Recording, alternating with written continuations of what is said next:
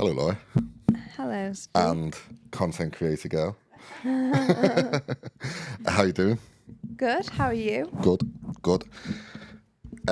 So I calculated it. The last time you were in here was like January. Yeah, So it's been like 6 months. it has. So to psych you up to come on the podcast, it's been 6 months. Every month you're like, let's do it.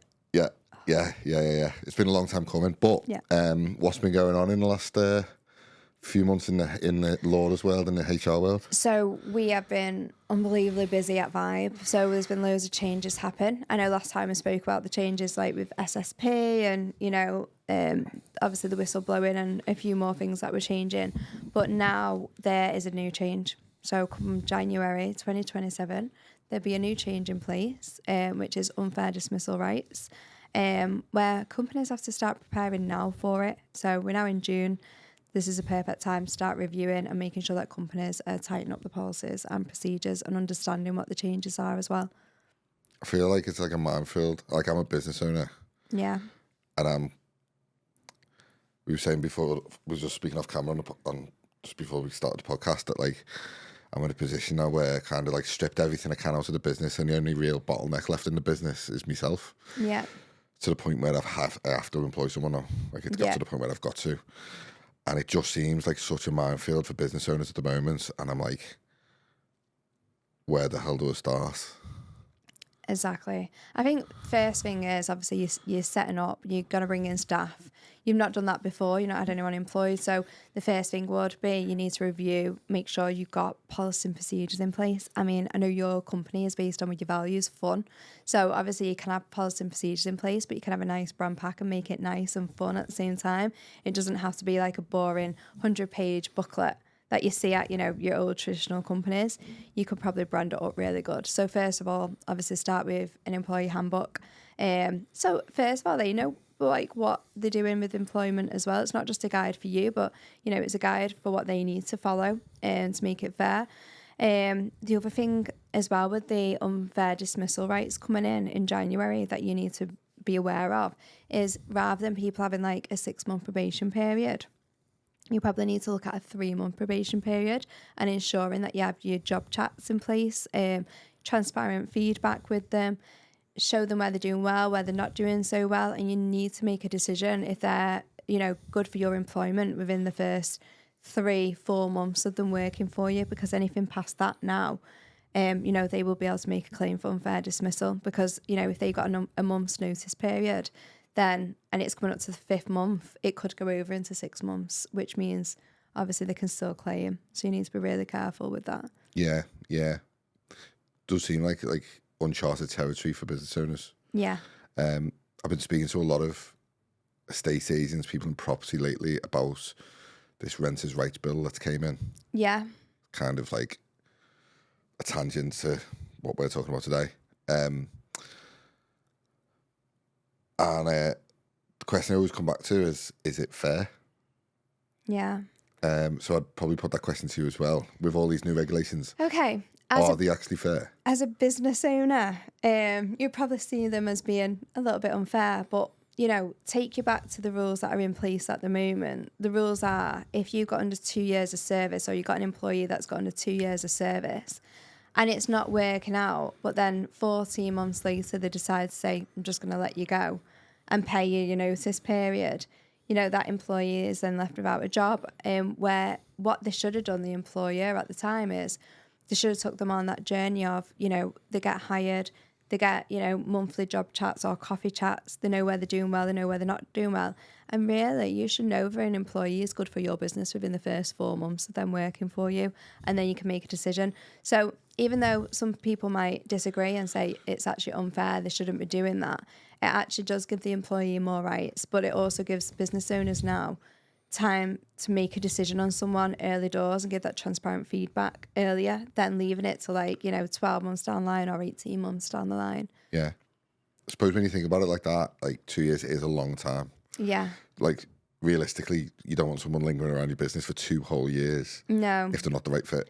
No, and to be fair, you should only be dismissing someone under 2 years of service if it's performance issues anyway.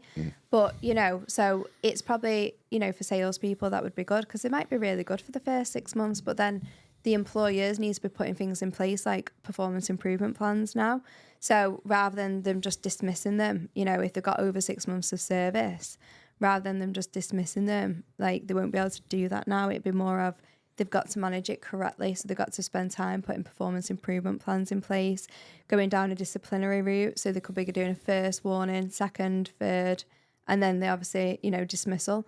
So there's a lot of time and effort that it's going to take to change the ways that people are working now. Will that have a trickle effect on with like recruitment processes and stuff like that? Yeah, it has to have a trickle effect on recruitment processes. You know, you've got to have a great induction. First of all, you've got to be telling them everything about the company, of expectations, giving them a great brand handbook about your expectations and what the company expects. And then obviously training on the job, you know, that's really important. Like they should have a competency checklist to go, they're fully trained on this job role or they're fully trained in this area. And they get ticked off so the employee knows that, oh, I've done really well on that. They all, you know, you tick it off and everyone's compliant. But, you know, or if they're not doing so well, they're getting that transparent feedback straight away saying, I'm not going to tick you off in that area at the moment because, you know, you're still not being able to demonstrate that you can do that job competently. And then obviously they can refer back to it. And then if they can't tick them off in that probation period, then that could be the reason to say, we're going to end your probation. But it's been transparent. It's been really fair as well. Yeah. So I've been speaking to a young lad, 18. Yeah. And he created these like presets for photos. Okay. You'll know what these are. So they're essentially filters that you can just use over and over again. Yeah. And he put them all together and he started selling them. I think he was like selling them on TikTok and selling them online and stuff. And his mum is one of our clients. And I was like, I was looking at him going, that's actually fucking really good. Yeah. Like really good. So anyway, a few months passed and Suzanne was like, oh, Josh is looking for a job. He doesn't really know what he wants to do. He doesn't really drink. He's a bit of a, you know, he's only 18, but he's, you know, he likes his health and fitness, to go to the gym. And he's going on his first lad's holiday and he's going to Switzerland on like this art expo. Okay. And I was like, it's quite cool though. And I was like, when I was on my lad's first holiday, it was like Malia in 2005. I know. Literally. Yeah. So anyway, I was like, do you reckon he'd want to like some work experience doing something like this? And she was like, well, you know, he does like his socials and he's building up a bit of an audience and stuff, doing this stuff. And he was like, it's worth having a conversation. You know, and an 18-year-old's like kind of just, you know, dilly-dallying around, not really. It's a hard age. They just don't know what they want to do. So anyway, I said to him, give him my number, give me his number and I'll message him. So I voice noted him completely out the blue. I've never met him. And I said, look, mate, like, I'm not really looking for someone to apply with like CVs and stuff like that. Like, I've seen a bit of your work, quite like it. Would you fancy a chat? Didn't come back to me. But then a few days later, he came back to me and he was like, yeah, I'd love to have a chat. So he's coming down this week. Now, with all that said, that recruitment process is literally me voice noting him, asking if he wants to come for a chat. Yeah, but I get that. But I suppose my question off the back of that is, at what point does HR become important? Okay, well, in that process? Do you know what? That's actually fine for that to be informal because obviously you know his mum and you can go down that route. That's no problem. But with your industry, obviously, like, you know, you said, let's have a chat about it first. So first of all, you're seeing if you know, can do something, you find out a bit more about him. It's a bit more informal to start with. But if you was comparing him and you put a job advert out and you needed, you know, a couple of candidates or just one candidate on that job spec, you would have to ask them to come on. You would have to ask the same kind of questions to every single one to make sure it was a fair process to hire. But in this case, you know, it's fine that you're doing that because at the moment it is an informal chat. But anything a bit more formal where you want to get them hired so they can't go down a discriminatory route as well, you would say, you know, answer the same questions, but you'd make it fun. You'll go, do me a presentation on why you should work here and what your first 90 days in the business would be like. 100%. And as a content creating company, you'd expect it to be really fun, like something a bit different. I mean, it's one of them things where like, that's where my brain kind of like just goes boom. Like batteries died on that because it's not that I need to learn it. It's just something that my brain just can't compute at the moment. You don't need to learn it. You can just get someone like me. Exactly. And that's when I'm going to be like, Laura, I need to speak to you about this because this is like going to become important. Yeah, exactly. But I just can't think of anything worse than sifting through like 150 CVs that I've got off Indeed for like. I know.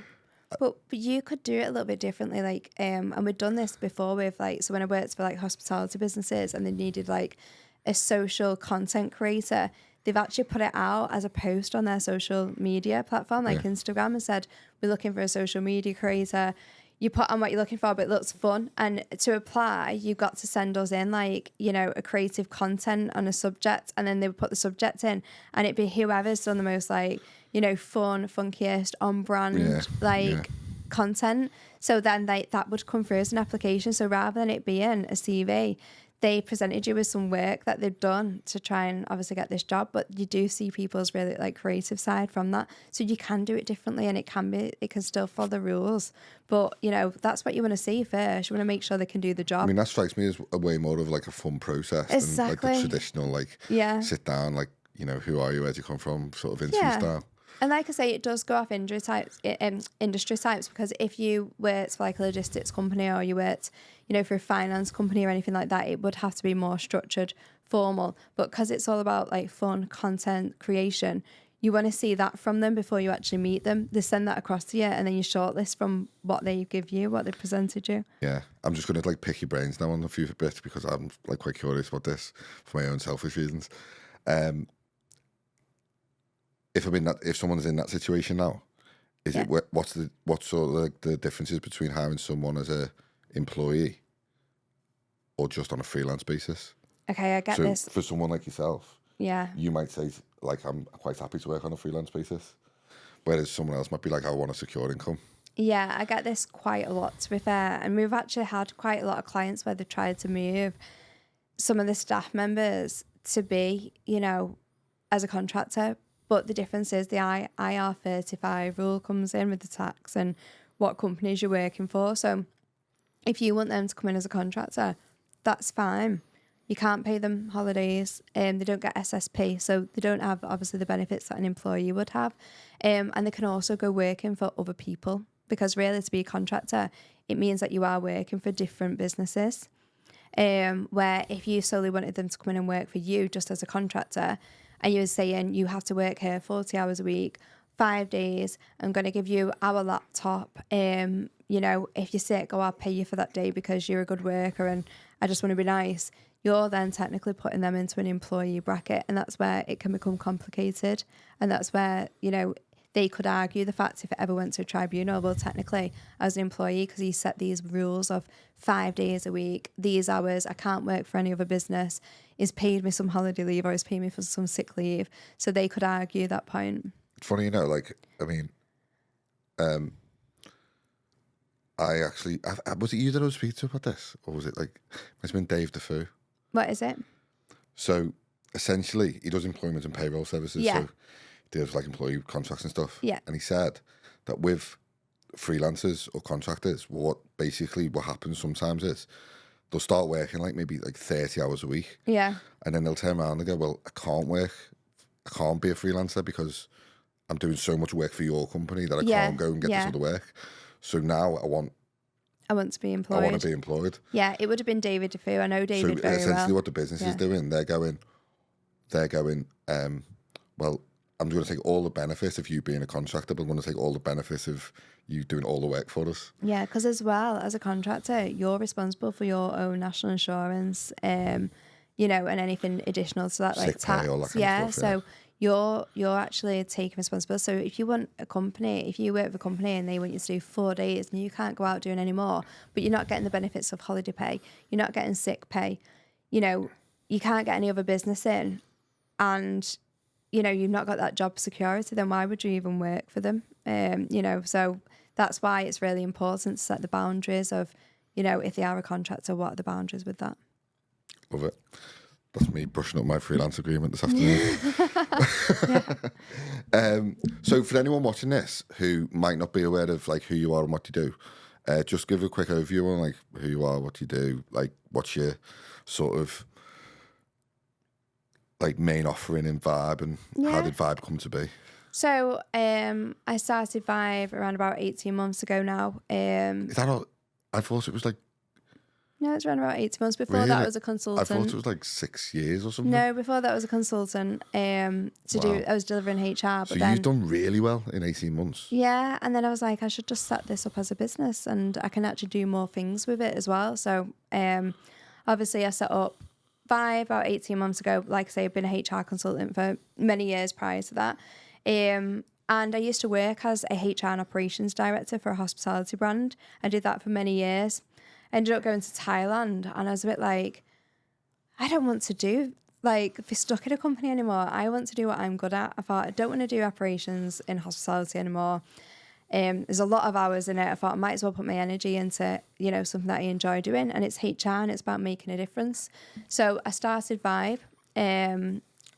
And the reason why I chose Vibe is because I actually won't work with a company that we don't get the same vibe off. So, if I come into you and speak to you and we've just got on different wavelengths, and it's not going to be what, you're expecting or what I'm expecting, I just won't work with you because it's not going to work, the relationship. So that's where the branding Vibe came from. And I just wanted to do something a little bit different. My background as the operations and HR director in the hospitality was all about culture. It was all about learning and development for the team, culture, as well as the HR employment law side. So, I know when companies hire me, sometimes they just want the HR package, which is fine, policies, procedures, the HR support, ringing someone up, and then, we support them with that. Or they want me to help them with the induction, the recruitment, like what that plan looks like, and also learning and development as well. It's interesting you say that as well, because when you first start out, we've been doing this since end of 2019. Yeah. But in this form, it's been since October. Yeah. In this setting, in this room. So with that, I was always like, when you first start out, you'll take work off anyone who'll pay you. Yeah. And you just want to get money through the door, and you just need to get the business off the ground. And it's like, I need a client. Yeah. And sometimes it's hard. Like they end up really difficult then. But 6 months down the line, you end up in this really weird position where you're like, I've got all these clients. Some are good, some are a bit shit, some are a pain in the arse. Yeah. They're not paying me enough, and it just becomes a bit of a ball ache. And you stick at it, and you get to a position where you're like, I love my clients. They're paying me well. They're paying and the work we do is really impactful. Yeah. They're getting great benefits and out of it. you've got a nice rapport with them, or 100%. some of mine are actually friends now as well, Exactly, which is nice. exactly. Yeah. And when me and you first met and we started talking, excuse the pun, but I got that vibe. It was like exactly. It was like it wasn't. Got the vibe. It was it was literally spread the vibe. It was literally like, we need a meeting soon. Yeah. Yeah. And then it kind of just took off from there. Yeah, and I think when I started as a consultant, and then I thought, now I'm going to set it up as a business. The reason I set it up as a business was because I wanted to be more diverse. Like, I wanted more things to offer because, I'm qualified in training, so first aid training, fire marshal training, the compliance side. But I've also got quite a lot of connections where when a business is set up, I can actually help you set up, the RAM pack from the start in regards to your recruitment, onboarding, all your paperwork, but also come in and support the managers. I can deliver HR training to managers or leadership training to managers because, I found in especially hospitality, I found in that industry, they'd be an amazing, waitress or a waiter, and then they would go, you're amazing at your job and you're great at upselling, so now we're going to give you a supervisor position or assistant manager. But then they never had that training in between, and there's always that gap. So we used to support them and come up with competency plans, but we used to make it really fun as well. And that's just what makes it a bit more special about a company. I love it. And it becomes like that. There's that personal and professional side of it. And one of our, I actually wrote this in the company mission statements. It's like one of our real core values is meaningful relationships, because if you don't have that, essentially you just got this clients who could drop you like a hot spud. I think for me as well, it's mainly about trust, because obviously I've dealt with quite a few clients now, and they've had a lot of circumstances happen, during that time, and I've had to support them with going through it. And it's all about trusting me as, HR consultant, but also trusting the journey, because some things are not a quick fix. If someone's got lengthy service and they've done something, incorrect, you can't just push them out the business. It needs to be a full process of showing what you've done to, support that journey with that employee as well. just to not put your company at risk. Like, 100%. you know. 100%. Yeah. I love it. So let's play a hypothetical. If I was to hire Vibe today, Yes. which I'm going to at some point, Thank you. what's the sort of walk me through the process of what actually happens? Okay, so if you say that you didn't really know me, you just saw my brand Vibe, you called me, I really need a HR consultant. The first thing would be, can I come and see you? Because I want to come and see my clients face to face, and I want to have that appointment with them and just find out a little bit more about their business and what it is they do, what the industry does. Okay, yeah, we can support you. And then obviously from that point, we look at, you know, have you got anything that's happening at the moment with staff members? You know, what's the reason that you want to bring in a HR company? I always ask them questions because what you find is a lot of people are more like they're reactive with HR. So something's happening in the business and then they'll bring you on board because they need you to help sort a problem out that's been occurring over like 3, 6, 12 months. And now there's an issue. You don't necessarily get a lot of businesses going, oh, I need a HR person because I need to sort out my, you know, policy and procedures. It's normally when it gets to an issue that happens. So that's one of the questions I asked, you know, what current situations have you got at the moment? Are you going through a tribunal? Is there any risk of that? You know, and then I can identify where they need my support. Some of the time it might just be, no, we just want you to help set up the company and, you know, make it nice and put in an SOP for our staff of what recruitment looks like, onboarding, and then when they're in the position as well. So, yeah, I love it. I love it. You're like, it's almost like you're speaking into me soul here because that's literally like what my brain is thinking at the moment with hiring a video editor or hiring a content creator or hiring an assistant. It's like, yeah, there's this thing, it's completely off topic, but there's this thing on social media at the moment where companies are hiring VAs abroad. Yeah, I've seen that. So they're hiring like people from like Austria or people from like Spain or Philippines or something to be their VA. Yeah. And they're using a VPN to upload the content onto social. Yeah. And the VPNs are getting shut down. Yeah. Social media basically shutting down the VPNs because it's like frowned upon in different countries or whatever. Yeah. And they're getting into trouble because of that. Like, it's fucking weird. Yeah. So now I need to like for a business like ours, that's one thing. It might be something for you to sort of look at, is I need to hire in the country. Yeah. I can't be like, if I'm going to hire like a VA or an assistant or something, it has to be something. I remember that because I had some problems with a website provider that I was working with at the time, because every time like we were passing work, you must have been passing it on to someone else in India because it kept coming up that they were trying to log in from India and it kept blocking it. So they couldn't change anything on my website. They couldn't do anything. So there's a lot of like block information on there, which I understand, you know, it's good that it's doing that. I always think like with any business, your client should see the front of it, but not the back end of it. Yeah, I agree. Yeah, like everything should look smooth on the outside, and like it can be like, do you like wiring? Yeah. Or like roots of a tree underneath. I actually had a call with a manager last night, and she was like, oh, it's been so stressful today. And I was like, yeah, it's fine, but you know, you're cracking on, you're doing well. You know, she works in operations and she's a friend as well. And then she's like, I do the HR consultancy for that company as well. And she was like, I don't know how you do it. You deal with people, you deal with all the problems, you deal with this. And I was like, I know. I was like, but that's obviously what I'm trained to do. That's where my skill set is. And most of the time I'm pretty patient. So, you know, I find that it's the same thing. Yeah. Same thing. Like, I find that with the content stuff, most business owners do not get into business to be a content creator. Yeah. Most of them don't. Most of them don't enjoy posting on social and don't enjoy putting themselves out there. I hate it. Yeah. But I remember being like, back in the day when you first like leave school and get into work, I remember working for a housing company. I was a trainee architect for the first 5 years of leaving school. Yeah. Well, first 7 years actually. And I remember the CEO, John. You'd maybe see him like twice a year, and like if he'd come into the office, you know, something was about to go down because there's only a serious reason why he's in the office. Yeah. Whereas nowadays, these CEOs are like all over social media doing like personal branding stuff, and like I think you need to be though now. It's a completely different time, right? So I look at it and go, like that's where I can really add value as a business because I'm going to help you do that. but in the same breath, they're not naturally like that. Anyway, we digress a little bit. So, as we stand right now in June 2026, yeah, 2026. Yeah. What are some do's and don'ts?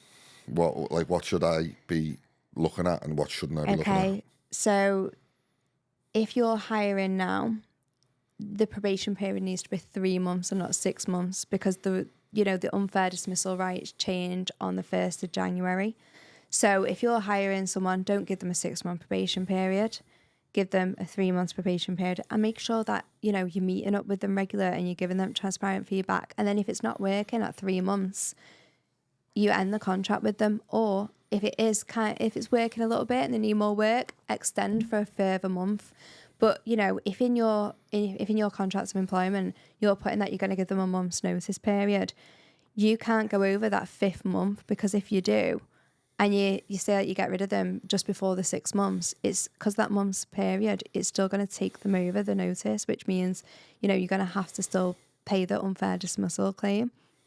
And it's not capped anymore either. So it used to be capped, the unfair dismissal, but now it's not. It used to be, 12 months and capped at £112,000 or £112,500. Do you think it does put people at a disadvantage in a sense that, again, playing a hypothetical, if, say, a woman is pregnant at 7 months and she went for a job interview, would that put her at a disadvantage? No, you're not allowed to. So a woman actually doesn't have to declare that they're pregnant until they're 26 weeks anyway. Okay. And they don't have to declare it whether they're applying for a job or not. You're not allowed to ask it as an employee either.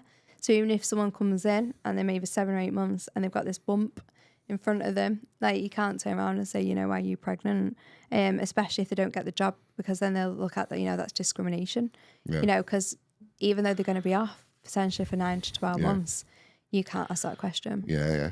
It's crazy, that, isn't it? Yeah. I mean, you could look at it in both ways and go, on one side, if I employ this heavily pregnant woman, and then 2 weeks later she goes off on maternity leave, I'm stuck without an employee and someone I've got to pay. You are, unfortunately. That is now what the case is. But at the end of the day, they say you're hiring because someone's got that skill set for you to hire. And, that's obviously something for you guys as employees to sort out. But that's where obviously we come into play and we can support that process. 100%.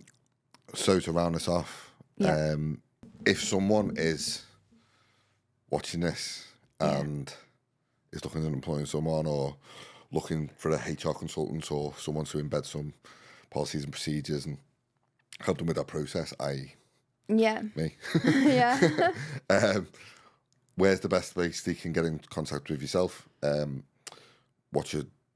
can they connect with you? How can they follow you and all that kind of stuff? Yeah, so they can either connect with me via, the Instagram page on Vibe, which is vibe_HR_training, or they can call me on the business mobile or our company mobile. We've got a website set up. There's a form on there that they can fill out. But if they want more of an informal chat, they can get me on WhatsApp, which is 07788 246 319. Just contact me, and obviously we can run through that in more detail. There's staff in the office that can pick up the phone. But if you want more of a personal touch and you want to speak to myself, then obviously WhatsApp's the best way forward.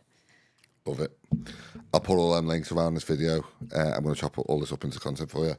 And thanks so much for coming on. It's been a long time overdue. Yeah, I appreciate your time.